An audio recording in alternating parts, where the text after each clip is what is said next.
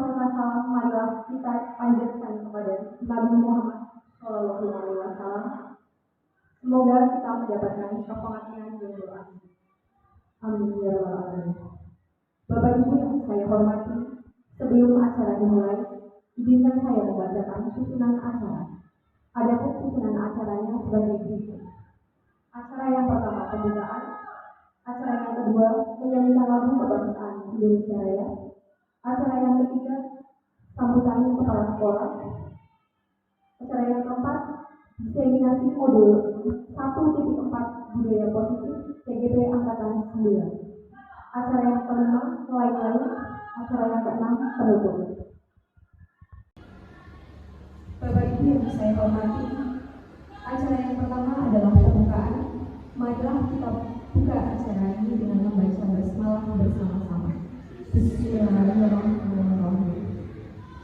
Acara yang kedua adalah menyanyikan lagu kebangsaan Indonesia Raya yang akan dipandu oleh Ibu Lia Kedana SPD.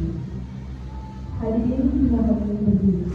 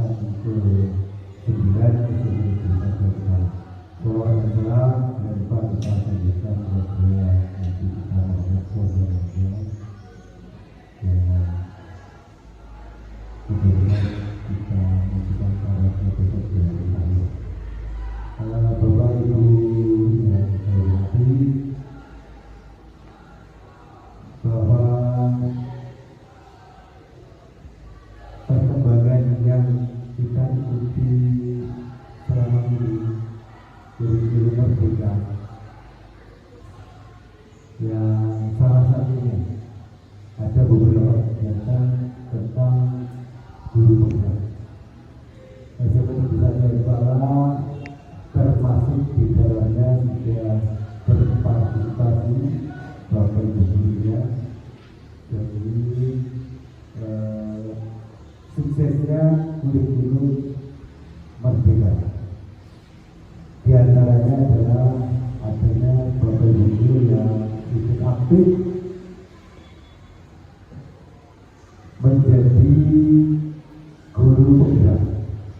Untuk proses jadinya guru penggerak ini ada beberapa tahapan dulu yang harus dilalui.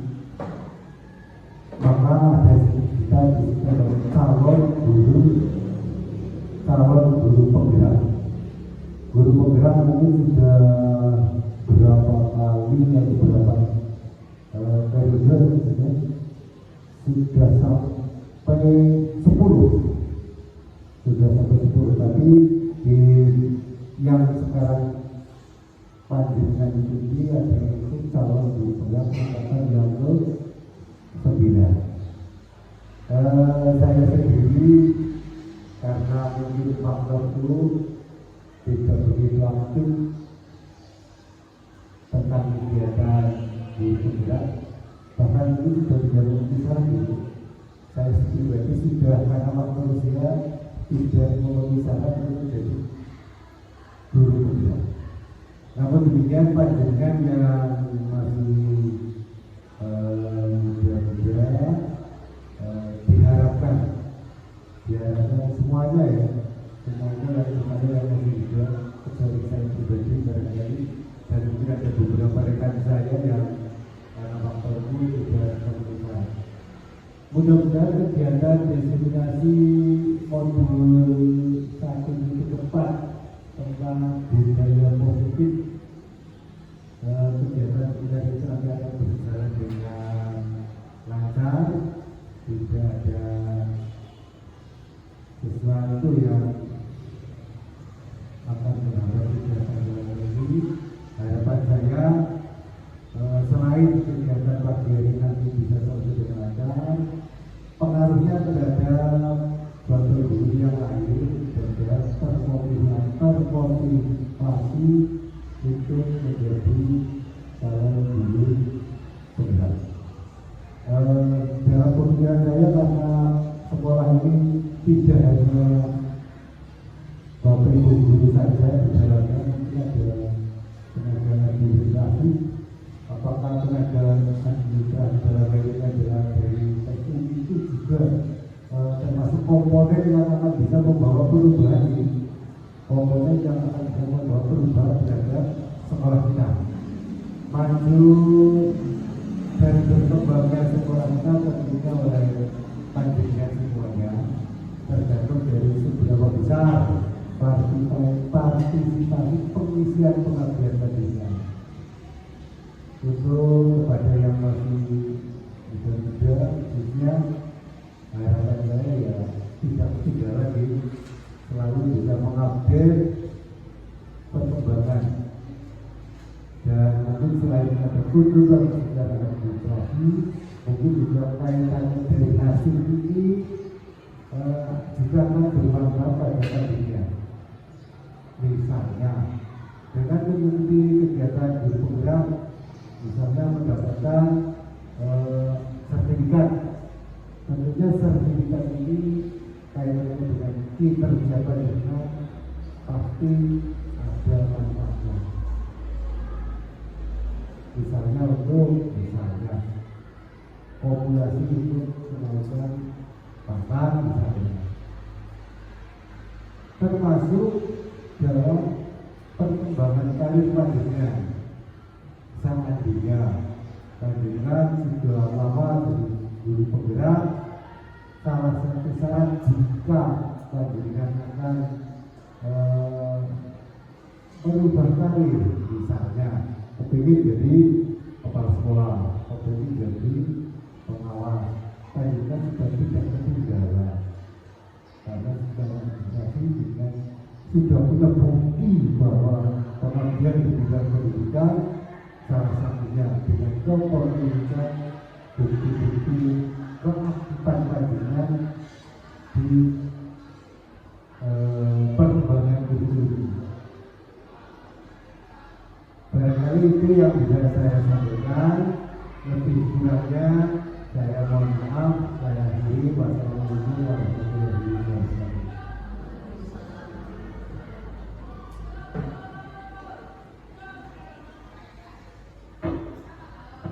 Terima kasih kepada Bapak Endo atas sambutannya. Bapak Ibu yang saya hormati, acara yang selanjutnya yaitu adalah diseminasi modul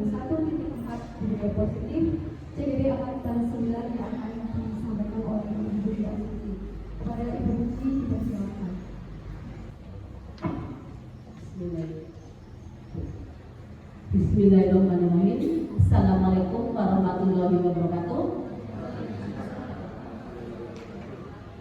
Terima kasih kepada pembawa acara yang sudah memberikan waktu kepada saya untuk menyampaikan materi. Yang kedua, terima kasih kepada Bapak Ibu yang sudah menyempatkan waktu untuk hadir di sini. Selanjutnya, mari kita panjatkan puji syukur kehadirat Allah Subhanahu wa Ta'ala bahwa di pagi hari ini kita bisa berkumpul di aula dalam keadaan sehat walafiat. Sholawat serta salam kita senantiasa panjatkan ke junjungan besar Nabi kita Muhammad SAW yang akan kita tunggu syafaatnya di yaumul akhir. Bapak Ibu guru yang saya hormati, di sini saya akan menyampaikan diseminasi modul 1.4 yang sudah saya peroleh dari pelatihan guru penggerak angkatan 9, dan saya berkewajiban menyampaikan ke Bapak Ibu guru. Ini salah satu bentuk aksi nyata yang memang harus dilakukan setelah satu modul selesai. Nanti masih ada 2 modul yang harus saya jalani, yaitu sampai dengan modul 3.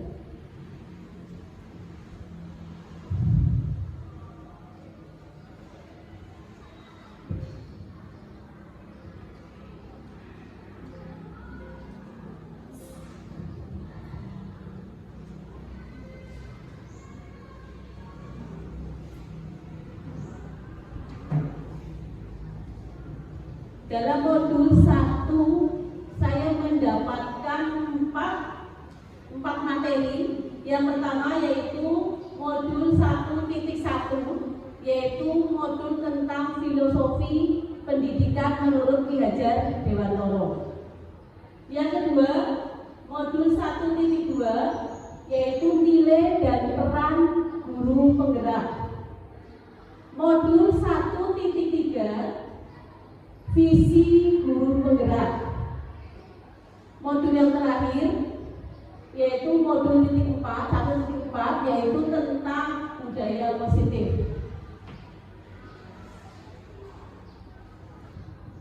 Yang pertama yaitu filosofi Ki Hajar Dewantara. Menurut beliau, tujuan pendidikan adalah menuntun segala kodrat yang ada pada anak agar mereka dapat mencapai keselamatan dan kebahagiaan yang setinggi-tingginya, baik sebagai manusia maupun sebagai anggota masyarakat. Oleh sebab itu, pendidik tidak hanya dapat menuntun tumbuh dan kembangnya sesuai dengan kodrat yang ada pada anak-anak, tetapi merupakan agar kita dapat menuntun lakunya, jadi bukan dasar hidupnya atau hukum. Jadi Bapak Ibu yang dimaksud di sini, kita sebagai guru, sebagai pendidik itu hanya menuntun. Sebetulnya anak itu bukan kertas kosong, tapi sebetulnya sudah ada tulisan samar-samar. Cuma tugas kita menebalkan supaya kodrat yang ada pada anak itu jelas. Jadi kita bukan menulis di kertas yang kosong, tapi kita hanya menebalkan. Itu yang dimaksud oleh Ki Hajar Dewantara. Jadi anak itu tidak dari dasar, dari nol, tapi tidak, mereka sudah punya kodratnya sendiri-sendiri, yaitu kodrat alam.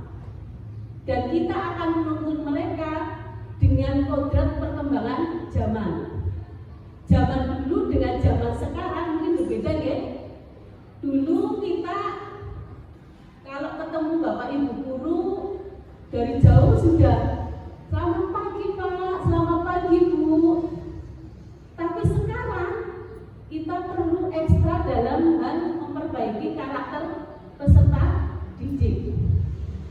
Bahkan kadang kita ketemu saja anaknya itu cuek, nah itu tugas kita untuk hanya kertas yang berisi tulisan yang samar-samar. Jadi tugas kita menebalkan, mengarahkan supaya ke arah yang lebih baik.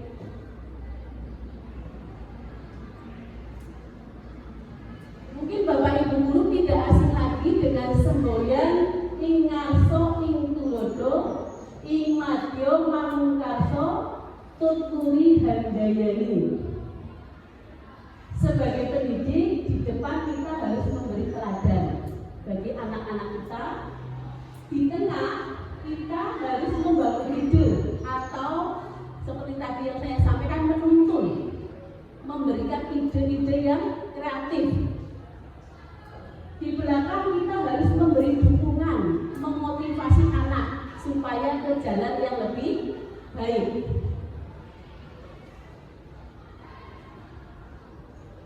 Yang kedua, 1.2 itu nilai dan peran guru penggerak. Yang pertama nilai. Nilai pertama yaitu mandiri. Sebagai guru kita diharuskan mandiri. Mandiri dalam arti kita mengembangkan potensi diri sendiri tanpa disuruh oleh pimpinan.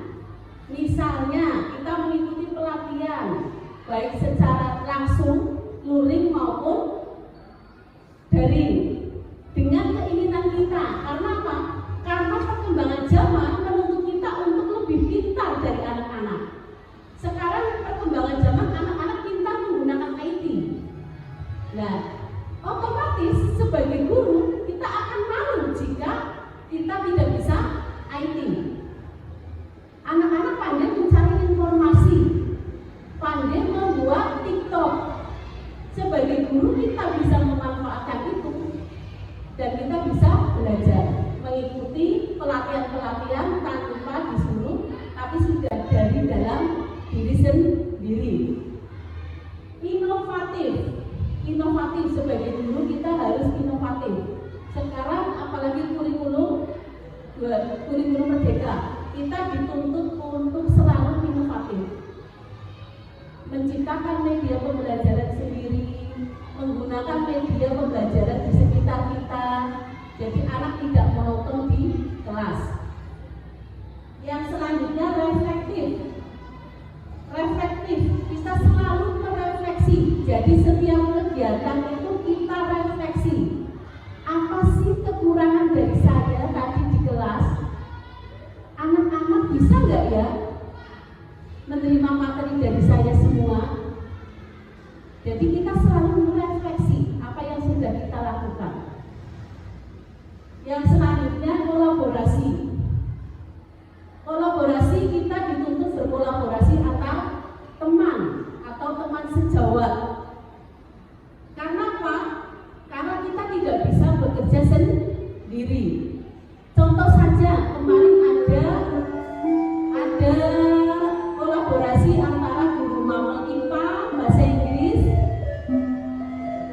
bahasa Indonesia dalam membuat modul ajar, menciptakan sesuatu yang inovatif.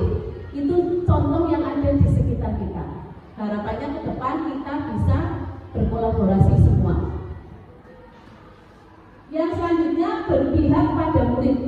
Jadi karena yang kita layani, kita pemberi pembelajaran adalah murid, maka kita harus berorientasi pada murid, termasuk pembelajarannya. Peran yang kedua adalah peran guru penggerak atau peran guru, bukan hanya guru penggerak. Yang pertama, menjadi pemimpin pembelajaran. Guru adalah pemimpin pembelajaran yang dapat mengkondisikan kelas.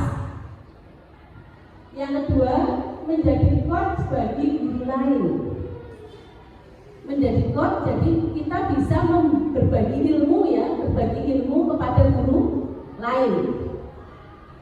Mendorong kolaborasi.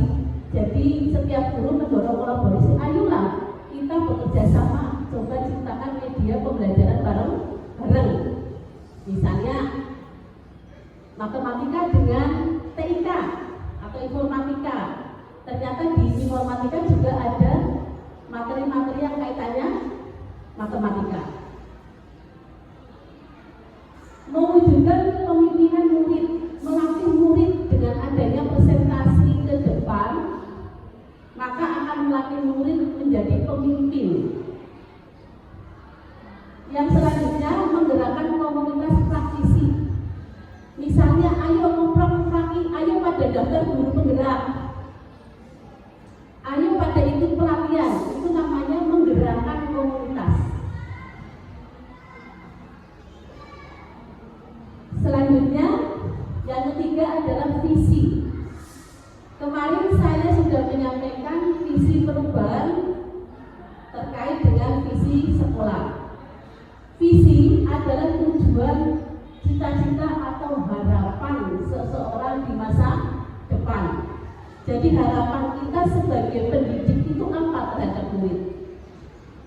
Saya ingin murid saya itu cerdas dalam hal IT. Saya harus bagaimana supaya mewujudkan visi tersebut? Itu adalah PR untuk seorang guru. Jadi tidak hanya visi sekolah, tapi seorang guru harus mempunyai visi sendiri.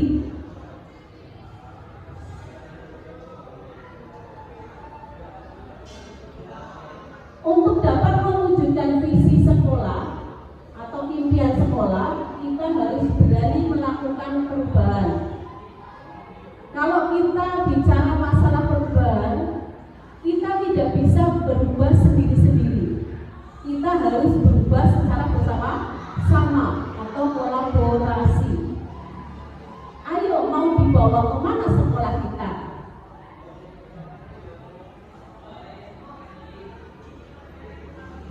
Selanjutnya yang inti dari pertemuan ini adalah budaya positif intinya. Tadi hanya pengantar. Budaya positif merupakan nilai-nilai keyakinan atau kebiasaan di sekolah yang berpihak pada murid agar murid dapat berkembang menjadi pribadi yang kritis dan bertanggung jawab. Itu arti dari budaya positif. Dari budaya positif kita bisa membedakan antara paradigma lama pembelajaran dengan paradigma baru. Antara lain, paradigma lama yaitu orang atau guru hanya mentransfer pembelajaran secara mudah dengan konsep abstrak, konsep yang tidak berhubungan dengan konteksnya. Sedangkan pembelajar atau murid merupakan menerima pengetahuan saja. Pembelajaran itu bersifat behavioritis dan melibatkan penguatan stimulus dan respon. Pembelajar dalam keadaan kosong. Jadi asumsi yang lama, pembelajar itu kosong. Seperti halnya kertas itu masih putih, tidak ada tulisannya. Dan diisi oleh pengetahuan, keterampilan, dan pengetahuan sangat baik diperoleh dengan terlepas dari konteksnya. Sedangkan paradigma baru saat ini, orang sulit mentransfer pembelajaran yang isinya, yang isi maupun konteks. Pembelajaran merupakan cara yang aktif. Belajar bersifat kognitif dalam suatu keadaan yang konstan. Pembelajar membawa kebutuhan dan dalam situasi-situasi belajar. Keterampilan dan pengetahuan dalam keadaan konteks dan realistis. Penilaian juga harus memiliki bentuk yang pasti. Ini perbedaan antara paradigma lama dan paradigma pembelajaran saat ini. Jadi sangat berbeda. Kalau dulu kita hanya mentransfer ilmu, tapi sekarang tidak, karena kita sekarang muridnya beraneka ragam. Walaupun dulu juga beraneka ragam, tapi paradigma yang dulu kita sifatnya hanya menyalurkan ilmu yang kita dapat. Kalau sekarang kita mengaktifkan siswa.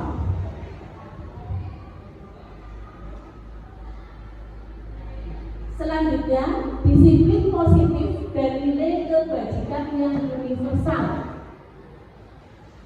Disiplin positif adalah menanamkan motivasi pada murid, yaitu untuk menjadi orang yang mereka inginkan, menghargai sendiri dengan nilai-nilai yang mereka percaya. Dan disiplin positif tidak harus dengan memberi hukuman. Justru itu adalah salah satu alternatif terakhir. Bila perlu tidak dilakukan, tidak harus dengan memberi hukuman. Sebagai pendidik, tujuan kita adalah menciptakan anak-anak yang percaya diri, sehingga mereka bisa berperilaku dengan mengacu pada kebajikan universal, yaitu memiliki motivasi intrinsik, yaitu dari dalam diri, dan ekstrinsik dari luar. Nilai-nilai kebaikan adalah sifatnya universal, merupakan tujuan mulia yang ingin dicapai oleh setiap siswa.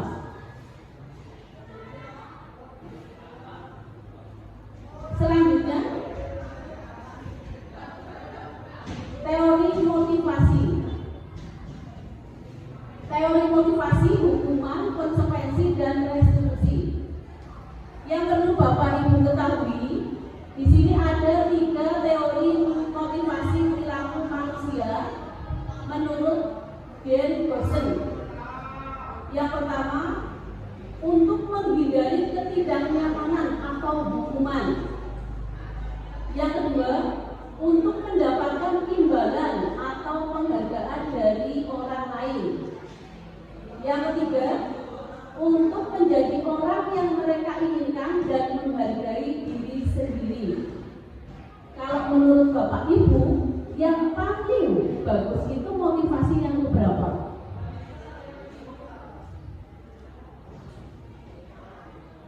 Motivasi perilaku manusia ada 3. Yang paling bagus diterapkan itu motivasi yang berapa? Ketiga. Jadi motivasi perilaku jangan karena menghindari hukuman. Misalnya saya mau berangkat basika sebelum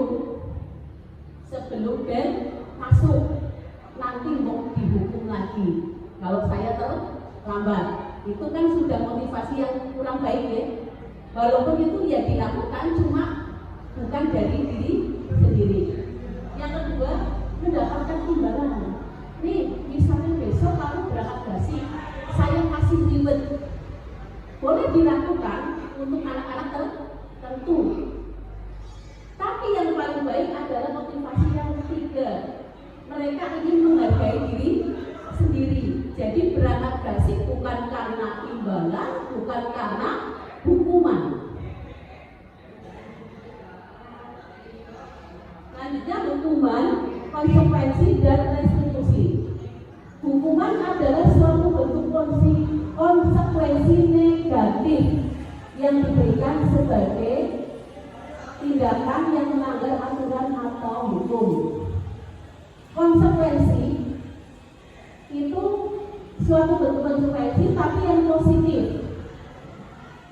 Sedangkan restitusi adalah proses menciptakan kondisi bagi murid untuk memperbaiki kesalahan mereka sehingga mereka bisa kembali kepada kelompok mereka.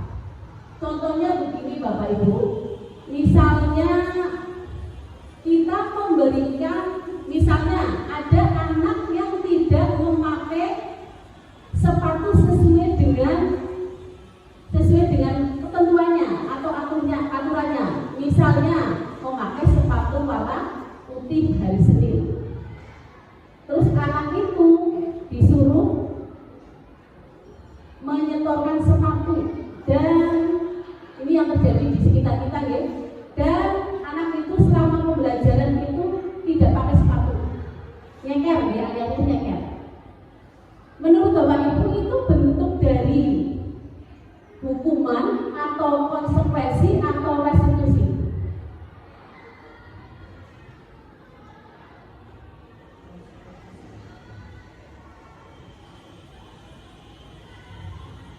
konsekuensi.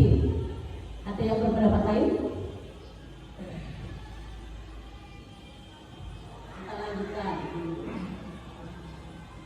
Nah, contoh tindakan guru menyuruh anak mencatat 100 kali dalam buku kalimat "saya tidak akan terlambat lagi". Itu bentuk apa? Hukuman atau konsekuensi? Hukuman.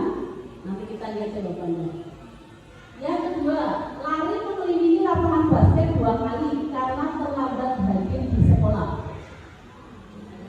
Hukuman ya, tak kantongi ya jawabannya hukuman. Yang selanjutnya, membersihkan coretan yang dibuat di meja tulis. Konsekuensi, tak kantongi. Murid diminta push up 15 kali karena tidak menggunakan masker ke sekolah. Berjemur di lapangan basket pukul 12 siang karena mengobrol dengan teman. Hukuman. Ini tidak kelihatan ya, langsung. Duduk di bangku di pinggir lapangan pada jam istirahat, tidak diizinkan bermain oleh guru piket karena mencederai teman saat bermain di lapangan. Hukuman, konsekuensi. Terlambat hadir di pembelajaran daring 15 menit dan diminta untuk tinggal 15 menit sesudah kelas selesai untuk membahas ketertinggalan pelajaran. Konsekuensi. Lari mengelilingi lapangan basket 2 kali karena terlambat 10 menit untuk pembelajaran PJOK. Membersihkan WC sekolah karena mematahkan pensil kawannya. Kita lihat jawabannya. Yang pertama, mencatat 100 kali saya tidak akan terlambat. Itu adalah bentuk konsekuensi karena dia terlambat. Itu boleh-boleh saja, sah-sah saja. Lari mengelilingi lapangan basket 2 kali itu bentuk hukuman. Membersihkan coretan itu bentuk konsekuensi. Murid diminta push up itu bentuk hukuman. Menggantikan kertas temannya adalah bentuk konsekuensi. Ya. Berjemur di lapangan basket adalah hukuman. Duduk di bangku adalah konsekuensi. Nah, ini semua adalah jawabannya Bapak Ibu. Jadi ke depan kita hindari yang dalam bentuk hukuman. Kerja dalam menyikapi masalah, jangan menjatuhkan hukuman. Berilah konsekuensi. Konsekuensi itu lebih mendidik daripada hukuman. Karena konsekuensi adalah identitas yang sukses melalui disiplin. Tetapi kalau hukuman akibatnya akan menyakitkan, murid tidak nyaman untuk jangka panjang. Bahkan tadi yang saya sampaikan bisa menyimpan dendam. Suatu saat bisa berkelanjutan. Jika murid itu menjadi guru, dia aku juga yang kenal. Esok, kapan namanya? Bisa seperti itu kan ya? Bisa, karena Pak dihukum. Jadi ke depan mari kita cari identitas yang sukses, yaitu menguatkan disiplin. Contohnya konsekuensi. Memang itu sesuatu yang harus terjadi. Anak salah atau anak keliru, boleh kita memberi, tapi jangan berupa hukuman. Berilah konsekuensi yang lebih mendidik. Yang kedua, restitusi. Restitusi itu tadi kita mengarahkan ke hal yang baik. Jadi anak kita mengarahkan supaya anak itu belajar dari kesalahan.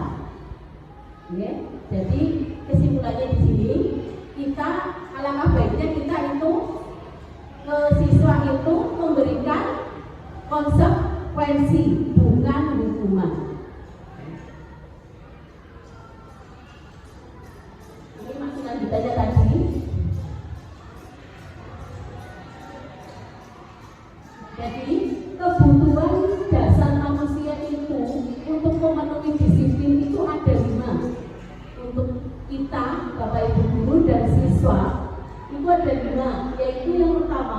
kebutuhan bertahan hidup. Kebutuhan ini bersifat filosofis untuk bertahan hidup, mempertahankan hidupnya. Yang kedua, kebutuhan rasa kasih sayang dan rasa diterima, kebutuhan untuk diterima. Jadi kita saja itu kalau dalam lingkup kita sebagai guru itu kepengen diterima, ya betul Bapak Ibu. Apalagi siswa. Jadi siswa di dalam kelas kepengen diterima, kepengen disayang. Dalam hal ini disayang yang positif atau diterima oleh masyarakat, oleh kelas, oleh Bapak Ibu guru, walaupun pernah berbuat kesalahan. Yang ketiga, penguasaan, kebutuhan pengakuan atas kemampuan. Misalnya berhubungan dengan kekuatan untuk mencapai sesuatu, menjadi kompeten, menjadi terampil, diakui atas prestasi. Jadi kebutuhan pengakuan. Kita sudah memprogramkan yang ketiga, yaitu tentang pemberian reward kepada anak-anak yang berprestasi. Jangan lupa di dalam kelas pun kita tidak harus memberikan reward berupa barang. Kita memberikan reward kepada siswa. Selesai menjawab pertanyaan itu kita acukan jempol saja, siswa itu sudah luar biasa senang. Kemarin saya praktekkan saat pembelajaran kami, yaitu membuat konten digital. Anak membuat konten digital dan mengirim ke saya sebelum dipublikasikan. Jadi terkait dengan TIK ada materi konten digital. Anak mengirim, saya kasih jempol 2, itu sudah luar biasa. Terima kasih Bu, terima kasih. Nilainya yang bagus ya Bu. Saat ada kelompok atau anak yang tidak saya lupa tidak memberi jempol, itu protes ke saya. Bu guru lupa tidak buka WA saya, kok saya belum dijawab. Sampai seperti itu Bapak Ibu. Jadi mereka itu meminta pengakuan bahwa mereka itu sudah berusaha menyelesaikan tugas. Hanya sekedar memberi jempol atau luar biasa seperti itu, ternyata mereka sangat senang. Yang selanjutnya adalah pilihan. Jadi akan pilihan, yaitu memiliki pilihan. Jadi seseorang kita itu mempunyai pilihan. Kita mau seperti tadi memilih hukuman atau memilih konsekuensi, itu ya tergantung dari kita. Karena masing-masing kita punya kebutuhan untuk memilih. Yang selanjutnya merasa senang. Jadi happy. Saya kepengen senang, kepengen happy. Saya butuh refreshing. Anak pun demikian. Coba kita ciptakan pembelajaran yang menyenangkan. Contohnya kemarin Pak Slamet anak-anaknya itu kalau mau pelajaran seni itu senang banget. Tanpa disuruh sudah mengambil ya Pak, sudah mengambil gambarnya sendiri, sudah mulai sendiri. Dan anak-anak antusias. Anak-anak menanti pembelajaran seni dari Pak Slamet. Ternyata Pak itu menyenangkan. Itu contohnya seperti itu, ya. Selanjutnya, nah ini yang perlu kita cermati Bapak Ibu. 5 posisi kontrol restitusi. Yang pertama, posisi penghukum. Jadi nanti kita akan memilih yang mana. Yang pertama, posisi penghukum. Contohnya menggunakan hukuman fisik maupun verbal. Contohnya misalnya ucapan kita sebagai seorang guru, patuhi aturan saya atau awas, itu sudah bentuk ancaman dan hukuman. Kamu selalu salah. Mohon kata-kata seperti itu tidak diucapkan. Ya. menggunakan keheningan dan membuat orang merasa tidak nyaman. Contohnya begini, saya manggil anak karena kemarin berbuat salah. Ini nak, gara-gara kamu, Bu Guru jadi tidak bisa melakukan Zoom. Jadi di dalam hati anak itu kan pasti merasa bersalah ya. Oh, karena gara-gara saya tidak bisa, Bu Guru Subuji tidak bisa mengikuti Zoom. Itu, jadi dihindari membuat rasa bersalah anak. Contohnya tadi, ibu sangat kecewa sekali sama kamu nak, karena perbuatan kamu kemarin. Berapa kali bapak harus memberitahu kamu ya? Itu ucapan-ucapan yang mengandung pembuat rasa bersalah. Yang ketiga adalah sebagai teman. Posisi kontrol yang ketiga sebagai teman, maksudnya kita sebagai guru ya sebagai teman. Contohnya, ayo anak bantu demi bapak, demi saya, ayo bantu demi Bu Puji misalnya. Itu adalah fungsi kita sebagai teman. Ayo, ingat tidak bantuan yang kamu lakukan untuk apa? Itu kalimat-kalimat yang sering diucapkan layaknya kita sebagai teman kepada murid atau peserta didik. Selanjutnya yang keempat, pemantau. Pemantau mereka mengawasi dan bertanggung jawab terhadap perilaku orang yang mengawasi. Contohnya, peraturannya apa?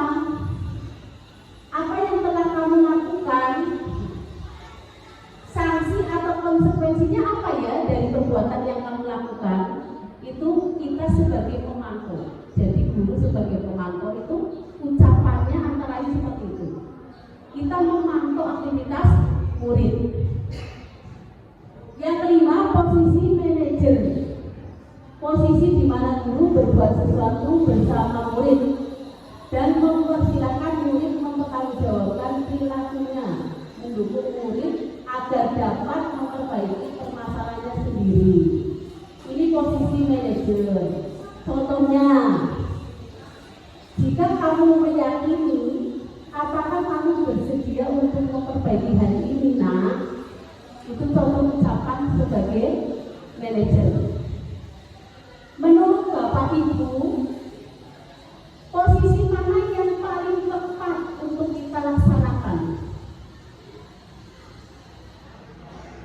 Yang paling tepat untuk kita laksanakan di antara 5 posisi kontrol. Pemberi hukuman tadi, terus membuat rasa bersalah. Yang ketiga sebagai teman. Yang keempat sebagai pemantau. Yang kelima sebagai manajer. Sebagai manajer. Jadi hindari, boleh kita sebagai pemantau boleh, tapi hindari hal-hal yang 1, 2, dan 3. Kita harus menempatkan seorang guru ya seorang guru. Teman boleh, kita berlaku sebagai teman, tetapi ada batasannya supaya kita tidak disepelekan oleh anak. Boleh kita sebagai teman menjadi teman murid boleh, tapi harus ada batasan-batasan yang harus kita terapkan sebelum melaksanakan. Yang paling aman adalah posisi manajer. Jadi kita menerapkan posisi kita sebagai manajer, mengendalikan, mengontrol. Jika anak ada kesalahan, tanyakan mau berubah atau tidak. Kita lakukan pendekatan. Kita lanjutkan tadi motivasi tadi ya. Yang gagal itu penghukum dan membuat rasa bersalah. Jadi itu sudah identitas gagal jika kita sebagai penghukum dan pembuat rasa bersalah. Tetapi identitasnya sukses boleh, yang positif adalah sebagai teman, boleh. Terus sebagai pemantau itu juga boleh. Nah, yang paling tinggi adalah kita sebagai manajer. Kalau kita sudah menempatkan posisi sebagai manajer, insya Allah kita bisa bersikap atau berpihak kepada peserta didik. Mungkin dari BK sudah seperti itu ya Bapak, Ibu. BK sudah menerapkan sebagai manajer, bukan penghukum. Oke, masih lanjutannya. Yang selanjutnya adalah keyakinan kelas. Contoh, mengapa kita memiliki peraturan tentang penggunaan helm saat mengendarai roda 2 atau motor? Kemungkinan jawaban Anda adalah, atau jawaban Bapak Ibu adalah untuk keselamatan, ya? Bukan takut polisi. Jadi menggunakan helm itu bukan takut polisi, tapi untuk keselamatan. Nilai keselamatan atau kesehatan inilah yang kita sebut sebagai keyakinan. Jadi kita yakin kita menggunakan helm itu untuk keselamatan diri sendiri, bukan karena takut ditilang atau takut polisi. Keyakinan itu nilai-nilai kebaikan yang universal, tersirat dan tersurat.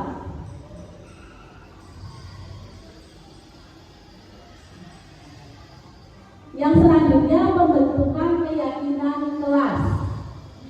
Monggo Bapak Ibu guru, sebelum mungkin nanti pembelajaran atau di awal semester atau di awal tahun pembelajaran mulai kita terapkan bareng-bareng, yaitu pembentukan keyakinan kelas.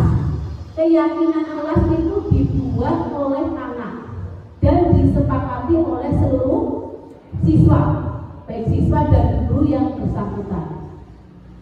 Jadi kalau ada anak-anak yang melanggar kesepakatan itu, keyakinan itu kita kembalikan. Kamu yang membuat keyakinan, kenapa kamu melanggar? Betul ya. Jadi fungsinya keyakinan kelas itu peraturan yang lebih rinci dan konkret.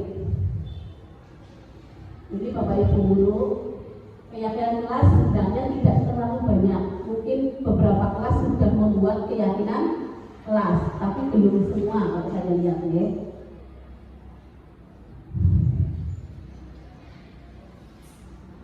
Prosedur pembentukan keyakinan kelas. Yang pertama, mempersilakan warga atau murid sekolah atau kelas untuk mencurahkan pendapat tentang peraturan yang perlu disepakati di kelas. Jadi mereka bisa menuliskan apa yang mereka inginkan dalam pembelajaran hari itu.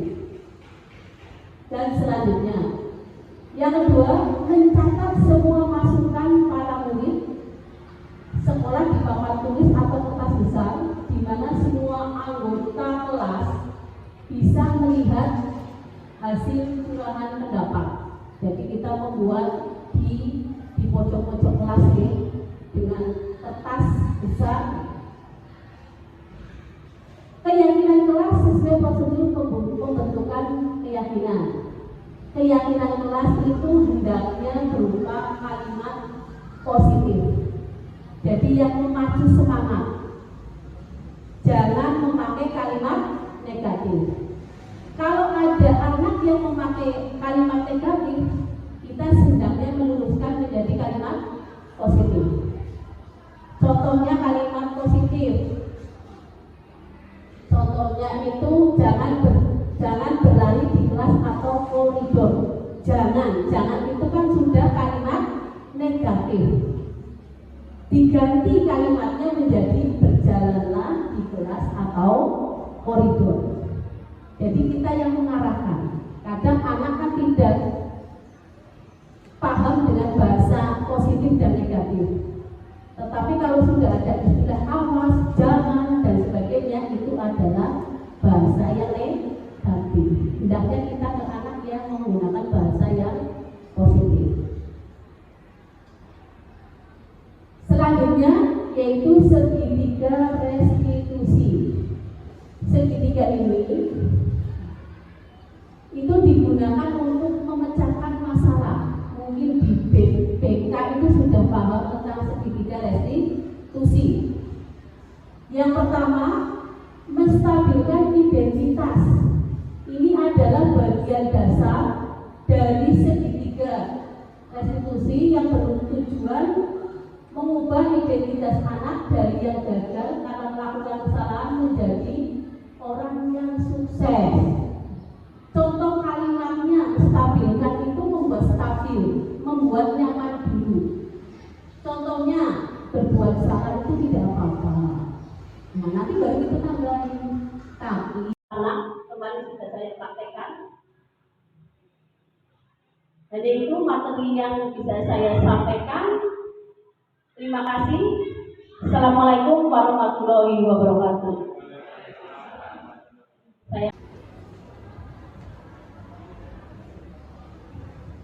Terima kasih kami ucapkan kepada Ibu Susi yang telah memaparkan materi 1.4 tentang budaya positif. Sangat bermanfaat bagi kita semua dan kita dapat menerapkan budaya positif di SMK 1 Antara.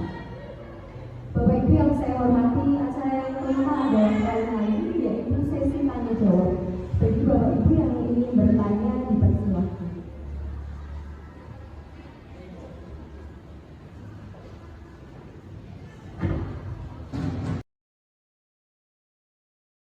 Wabarakatuh.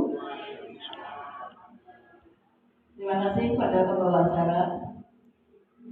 Setelah tadi penyaji memaparkan dari A sampai Z, panjang banget. Di situ penyajiannya sudah sangat bagus. Demi satu persatu ada yang ingin saya tanyakan. Tadi setelah saya melihat di situ ada segitiga restitusi. Itu yang saya ingin saya tanyakan. Saya suka dengan segitiga restitusi tersebut. Yang ingin saya tanyakan, apakah penyaji atau ibu sudah menerapkan atau sudah mencoba di lingkungan sekolah kita di SMP Negeri 1 Antara? Yang ingin saya tanyakan seperti itu. Apakah ibu sudah menerapkan, sudah mencoba sama anak-anak? Anak-anak itu nanti setelah di restitusi seperti itu, akhirnya anak tersebut akan muncul baru atau akan berubah atau tidak. Demikian yang saya tanyakan. Mudah-mudahan pertanyaannya dapat bermanfaat. Terima kasih. Wassalamualaikum warahmatullahi wabarakatuh. Karena sering bolos dan pating itu sering terlambat.